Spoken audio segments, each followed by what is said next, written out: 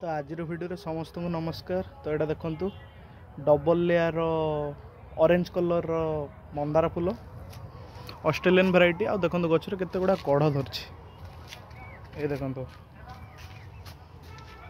तो एमती कौन पाई मो गचर सब बेले फूल फुटुची आ कढ़ देखो सब बेले कढ़ माने डेली यही गचर मु भावुची 2-3टा सब बेले फूल धरुची। आउ जितकी भी फूल फुटुची 2 दिन रु 3 दिन फुटुची। तो कौन पाई ना तार माटी प्रिपेरेसन देखो माटी एबे काठुआ भाया धरी बट ताको मु खुशी देनी खुशी देवी काली आड़ को। आउ माटी प्रिपेरेसन बहुत भल कले गचर फूल बहुत भलसे फुटो। आउ गाँव में जदि रोचंती तो गोबर खत आणतु। आमर तो सहर में रोची बट फिर भी गोबर खत आणिकी दौची गाँव रु। आपण मैंने जदि पाऊना तो निम पिड़ा सोरिष पिड़ा दे पारे किंतु गोबर खत देले बहुत भल हम कहीं गोबर खतर टिके बहुत भल गुण अच्छी। तो यही देखु